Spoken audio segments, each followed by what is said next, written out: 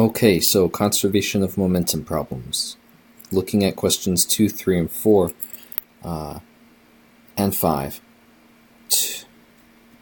2 and 5 are both looking at a perfectly inelastic collision since it says it sticks together. Okay, so that's looking at m1v1 plus m2v2 equals combined masses and final velocity. Okay, so that's only one unknown with that final velocity, as is common in these situations. If you're given a situation where you know the final velocity, you would then probably be solving for one of the initial velocities. Your questions 3 and 4, they state that it is elastic. So you have unknown velocities at the end for both of those. All right, let's get those out of there and clean that up. So when it's an elastic collision, it tells you that we then have conservation of momentum. Oh boy. All right, so mass 1, velocity 1, plus m2v2 equals m1v1 final plus m2v2 final. All right, but we don't know either of these final velocities. However, with our system of equations, we also know, because it's elastic, 1/2 m1 v1 squared plus 1/2 m2 v2 squared equals 1/2 m1 v1 final squared plus 1/2 m2 v2 final squared. And again, you don't know these final velocities. So because it's a system of equations, you have two unknowns with two equations, and we can use that to solve. I would suggest starting with a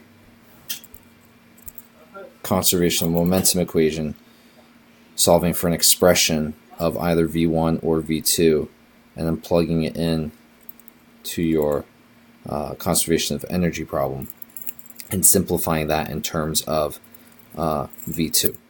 Okay, and then that can come back and get plugged into this guy again to solve for v1.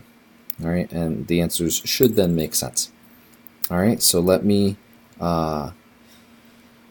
copy this onto a new page, and we can work through a solution. So here we go with problem number 3. We have, I'm not even going to deal with variables, although I probably should. Yes, let's do that.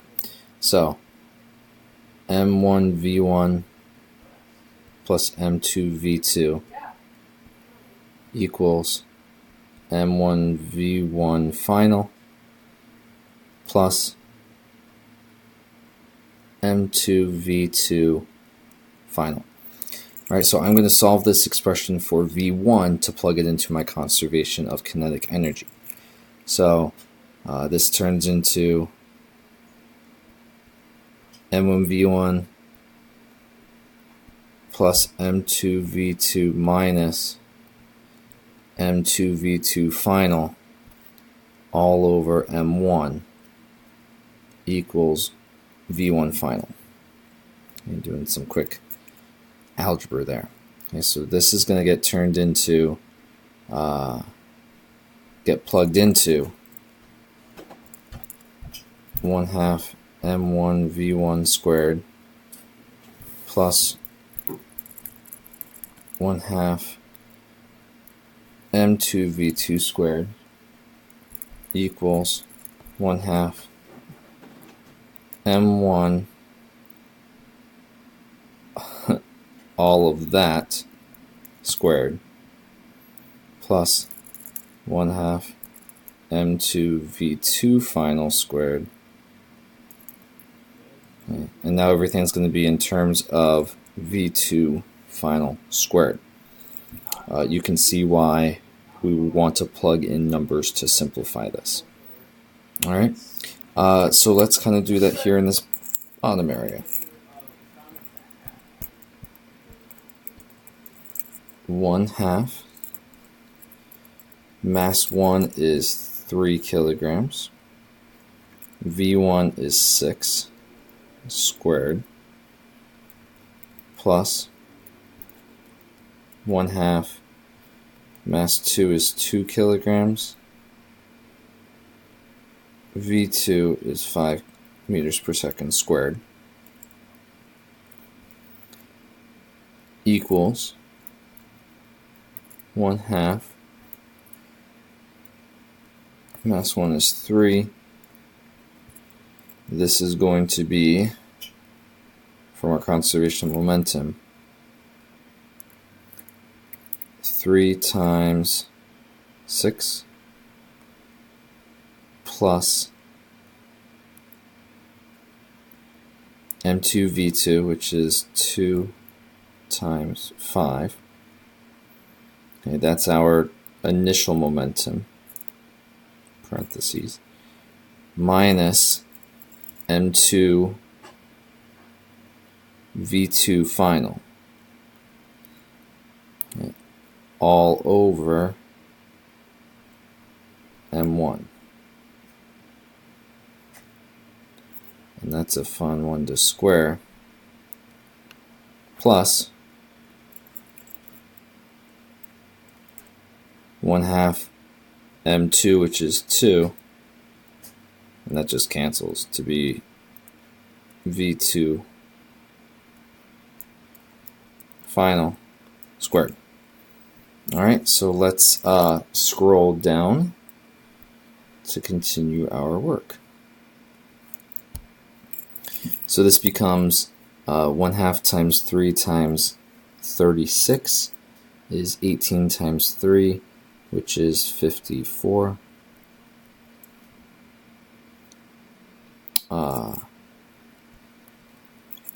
Joules of kinetic energy, plus 25 for ball 2 equals, this will be a fun one. I'll just stick with the 1.5. 18 plus 10 is 28.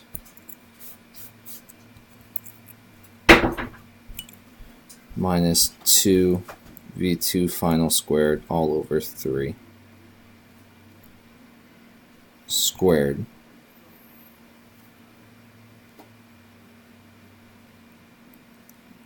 plus v2 final squared. Oop, and that squared's not there, it's outside the parentheses. Alright, so let's square this crazy conservation momentum term inside the conservation of energy term. So we get 79 equals 1.5. And let's pull out that 3 squared term on the denominator. So this then becomes 28 squared minus, alright, that's our first, outside inside is 28 times 2 v2 final times 2, so it would be 112.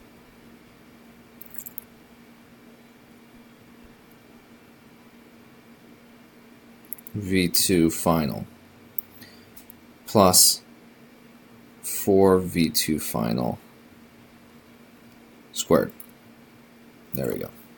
Alright, so that's the FOIL of the numerator. 28 squared minus 112 v2 final plus 4 v2 final squared plus v2 final squared from ball 2's final kinetic energy. Alright, so this turns into a quadratic, which we then need to rearrange to get the quadratic formula set up. So I'm going to get rid of that 1.5 over 9, which simplifies to 1/6. So let's multiply everything by 6 and avoid that. Alright, so 79 times 6 is 474 equals, that's gone away, 28 squared is 784 minus 112 V2 final plus your 4 V2 final squared inside the brackets, and we multiply the other by 6. So that's going to be 10 V2 final squared. Right, drag down. So what we want to plug into our quadratic equation is going to be 0 equals 784 minus 474 is 310. So we have a positive C term minus 112 V2 final, so that's a negative B term, plus 10 V2 final squared, so a positive A term of 10. Alright, so an A term of 10, a B term of negative 112, and a C term of positive 310. To plug into our quadratic of V2 final, V2 final equals negative b plus or minus the square root of b squared minus 4ac all over 2a.